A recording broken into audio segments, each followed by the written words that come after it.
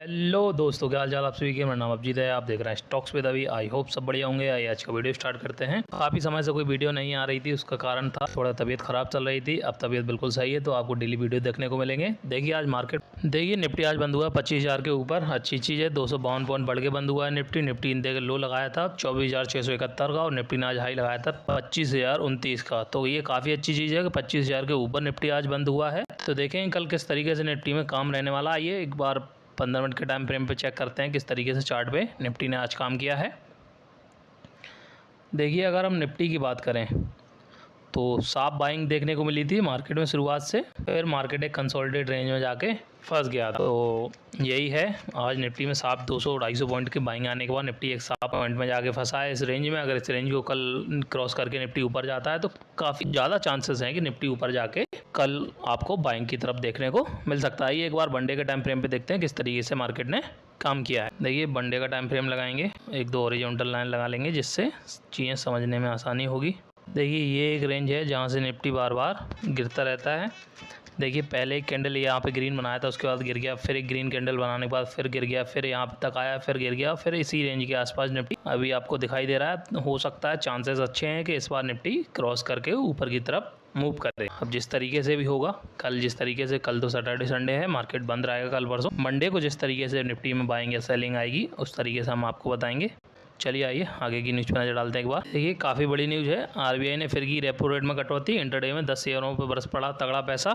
Repo rate में आज RBI की पॉलिसी में कमी की गई है। देखिए आरबीआई ने आज वित्त वर्ष 2026 की दूसरी मॉनेटरी पॉलिसी का ऐलान किया है, जिसमें आरबीआई ने रेपो रेट में 0.50% या 4 किस्तों में सीआरआर में 1% की कटौती का ऐलान किया है। इस साल लगातार तीसरी बार रेपो रेट में कटौती हुई है। इसका असर आज घरेलू मार्केट में रहा। दिन के आखिरी में आज BSE सेंसेक्स 746 पॉइंट यानी 0.92% के आसपास उछलकर 82,188 के आसपास पहुंच गया। निफ्टी की बात करें तो 1.02% के साथ 252 पॉइंट बढ़कर 25,000 के ऊपर बंद हुआ है। अब इंडिविजुअल स्टॉक्स की बात करें तो बताया जा रहा है कि तेज हलचल की बजाय के साथ साथ देखिए इंडसलैंड बैंक, केंद्रीय बैंक आरबीआई के गवर्नर संजय मल्होत्रा ने कहा है कि अकाउंटिंग में सुधार को लेकर इंडसलैंड बैंक ने काफ़ी अच्छे कदम उठाए हैं। बैंक कुल मिलाकर अच्छा कर रहा है।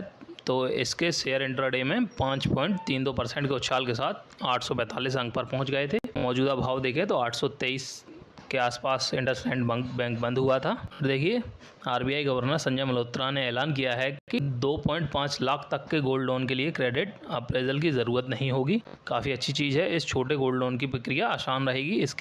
इसके चलते मणिपुरम फाइनेंस के शेयर इंट्राडे में 6% के आसपास उछलकर 248 पर पहुंच गए। काफ़ी अच्छी बात कही है। 2.5 लाख के लोन पे, गोल्ड लोन पे आपको कोई क्रेडिट स्कोर वगैरह क्रेडिट अप्रेजल की ज़रूरत नहीं होगी। काफ़ी अच्छी बात है। इसी को लेकर मणिपुरम फाइनेंस बैंक के शेयर 6% के आसपास आज उछल गए। अच्छी बात है। चलिए आइए आगे की न्यूज़ पर नज़र डालते हैं। बाद देखिए रिलायंस पावर शेयर में बना रॉकेट 16% तक उछल गया था। शेयर 10 साल का हाई टच कर लिया है। काफ़ी अच्छी न्यूज़ है। रिलायंस पावर हम आपको बता दें कि अनिल अंबानी की कंपनी है, मुकेश अंबानी की नहीं। रिलायंस पावर अनिल अंबानी यानी मुकेश अंबानी के छोटे भाई जी की कंपनी है। 30 मई को अनिल अंबानी की कंपनी रिलायंस पावर के शेयरों में ज़बरदस्त खरीद देखने को मिली है। दिन में BSE पर कीमत 16% तक उछलकर 60 रुपये 50 पैसे के भाव पर चली गई थी। यह शेयर 10 साल के हाई को टच कर चुका है। शेयर जब बंद हुआ तो 11% बढ़ के बंद हुआ था। 58.16 के आसपास पर सेटल हुआ। बताया जा रहा है कि देखिए शेयर में भारी खरीद की अलग से कुछ खास वजह नहीं रही। हालांकि 28 मई को शेयर बाजारों को बताया था कि उसकी subsidy Reliance NU engineers private limited को नवरत्न कंपनी CPSE SJVN लिमिटेड से एक लेटर ऑफ अवार्ड मिला था। अब 350 megawatt inter state transmission system connected solar power project और 175 megawatt 700 megawatt our battery energy storage system के लिए एक बार चालू होने के बाद यह प्लेटफॉर्म रिलायंस पावर के पोर्टफोलियो में 600 मेगावाट सोलर DC क्षमता और 700 मेगावाट आवर VESS क्षमता जोड़ेगा। काफ़ी अच्छी चीज़ है और 10 साल का हाई रिलायंस पावर स्टॉक ने आज टच किया है।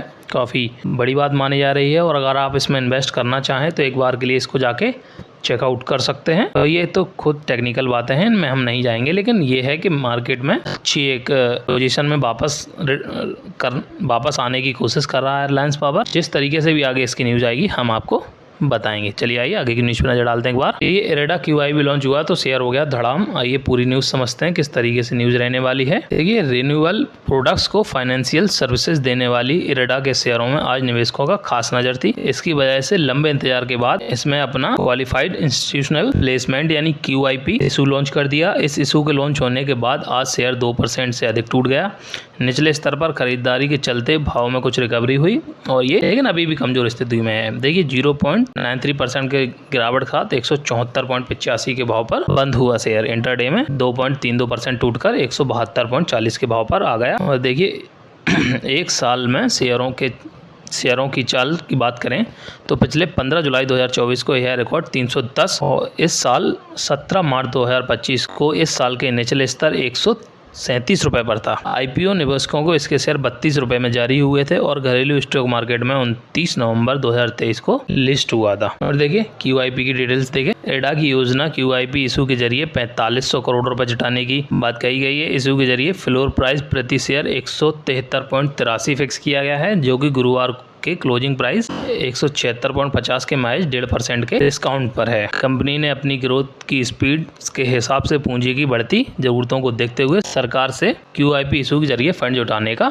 आग्रह किया था। काफ़ी अच्छी चीज़ है और QIP जब से जारी हुआ है थोड़ा बहुत आपको कंसोलिडेट मार्केट देखने को मिलेगा। उसके बाद हो सकता है कि इसमें अच्छी सी बाइंग आपको देखने को मिले। जिस तरीके से भी आगे न्यूज आएगी हम आपको बताएंगे। चलिए आइए आगे की न्यूज पे नजर डालते हैं एक बार। देखिए 2.9 करोड़ शेयरों की हुई है ब्लॉक डील, फिर भी बजाज फिनसर्व के भाव फ्लैट रहे हैं। आइए पूरी न्यूज समझते हैं। देखिए ब्लॉक डील के करीब 2.86 करोड़ शेयरों के लेन देन के बावजूद बजाज फिनसर्व के आज शेयर में खास हलचल नहीं दिखी। ग्रीन शुरुआत के बाद मुनाफा वसूली के दबाव से भाव टूट गया, लेकिन रेड जोन में जाने के बाद निचले स्तर से रिकवरी हुई और ग्रीन जोन में आ गया। ब्लॉक डील के तहत 5506 करोड़ रुपए के शेयर 101,925 के औसत भाव पर लेन देन हुआ था। आज इसके शेयर में 1.35% बढ़त के साथ 1969 के भाव पर खुलकर 1989 की ऊंचाई तक यानी 2.35% की उछाल के साथ आगे बढ़े थे। हालांकि फिर एक हाई लेवल प्रेशर के साथ 3.43% से गिरकर 1932 पर आ गया था। फिलहाल BSE पर क्लोजिंग की बात करें 1.03 की बढ़त के साथ 1963 के भाव पर आ गया था। तो यही है, बजाज फिनसर्व में एक ब्लॉक डील हुई है। 5506 करोड़ के शेयरों का लेन देन हुआ है और इस लेन देन से शेयर पर कोई इफेक्ट नहीं पड़ा है। तो यही न्यूज़ थी। आइए आगे की न्यूज़ पे नजर डालते हैं एक बार। देखिए ट्रंप और मस्क की बढ़त में पिस गए टेस्ला के निवेशक, 10% तक टूट गए टेस्ला के शेयर। आइए पूरी न्यूज़ समझते हैं किस तरीके से न्यूज़ रहने वाली है। देखिए अमेरिकी सरकार के 4 ट्रिलियन यानी 4 लाख करोड़ डॉलर खर्च और टैक्स बिल को लेकर अमेरिकी राष्ट्रपति डोनाल्ड ट्रंप और दिग्गज कारोबारी एलोन मस्क भिड़ गए हैं। ट्रंप और मस्क के बीच तीखी तकरार, टेस्ला के करीब 10% शेयर टूट गए क्योंकि निवेशकों के बीच इसे बेचने की होड़ मच गई। एलोन मस्क ने इस बिल को लेकर अमेरिकी राष्ट्रपति इनग्रेटिट्यूड यानी कृतज्ञता का आरोप लगाया और इस आलोचना पर ट्रंप ने निराशा जताई। बजट बिल पर मस्क के बयान के चलते इस हफ्ते टेस्ला के शेयर 12% टूट चुके हैं। आइए और पूरी न्यूज़ समझते हैं। डोनाल्ड ट्रंप और एलोन मस्क के बीच टकरार तब शुरू हुई जब ट्रंप ने बिल को बड़ा और सुंदर कहा, जबकि मस्क ने घिनौना बताया इसको। जब मस्क की आलोचना बढ़ती गई, ट्रंप ने गुरुवार को अपनी नाराजगी जाहिर की। मस्क ने एक्स पर अमेरिकियों से अपील की कि वे अपने सांसदों से संपर्क करें। अमेरिका को दिवालिया करना सही नहीं है, बिल को खत्म करें। इसके जवाब में ट्रंप ने कहा कि उनके और मस्क के बीच अच्छा रिश्ता था, लेकिन यह कब तक बना रहेगा उन्हें नहीं पता। ट्रंप ने मस्क के रुझान को लेकर आश्चर्य जताया। ट्रंप के जवाब में मस्क ने लिखा कि जो भी हो, उनके बिना ट्रंप चुनाव नहीं जीत पाते और डेमोक्रेट्स फिर से सरकार में आ जाते। देखिए ये ट्रंप और एलोन मस्क के बीच चर्चा हुई एक्स पर। और देखिए आगे देखते हैं क्या और बातचीत हुई है। देखिए ट्रंप का आरोप है कि मस्क इसलिए नाराज हैं क्योंकि इस बिल से इलेक्ट्रिक गाड़ियों की खरीद पर मिलने वाला टैक्स बेनिफिट खत्म हो जाएगा। निवेशक भी इस बात से परेशान हैं कि ट्रंप और मस्क के बीच बिगड़ते रिश्तों से मस्क के लंबे चौड़े व्यापक साम्राज्य पर असर पड़ सकता है। इससे पहले ही इस सप्ताह मस्क ने चेतावनी दी थी कि अमेरिका कर्ज की गुलामी में फंसने के रास्ते पर तेज रफ्तार से बढ़ रहा है। उन्होंने कहा था एक नया स्पेंडिंग बिल लाना चाहिए जो घाटा और कर्ज सीमा को $5 ट्रिलियन तक ना बढ़ाए। देखिए ये सब चीज़ें चल रही हैं। ट्रंप और मस्क के बीच विवाद की स्थिति उत्पन्न हो चुकी है। जिस तरीके से भी जो भी है, इसके जो विवाद की स्थिति उत्पन्न हुई है उसमें 10% या 12% के आसपास शेयर टूट चुके हैं टेस्ला के। जो भी न्यूज़ आगे निकल के आएगी, जिस तरीके से भी सारी चीज़ें होंगी हम आपको बताएंगे। चलिए आइए आगे की न्यूज़ पर नजर डालते हैं। एक बार FIIs का डाटा देख लेते हैं, किस तरीके से FIIs ने मार्केट में आज काम किया है। 6 जून 2025 की अगर हम बात करें, FIIs ने बाइंग की है 1009 करोड़ रुपए की। वहीं DIIs ने आज बाइंग की है 9342 करोड़ रुपए की, यानी करीब 10,000 साढ़े 10,000 करोड़ की आज बाइंग हुई है। इसलिए मार्केट में एक अच्छा सा मूव आपको देखने को मिला है। FIIs कुछ समय से लगातार सेलिंग कर रहे थे, आज उन्होंने 1000 करोड़ की बाइंग की है। टोटल अगर नेट देखें तो FII ने 3565 करोड़ की सेलिंग की है, वहीं DIIs ने 25,513 करोड़ की बाइंग की है। तो काफ़ी अच्छी चीज़ है।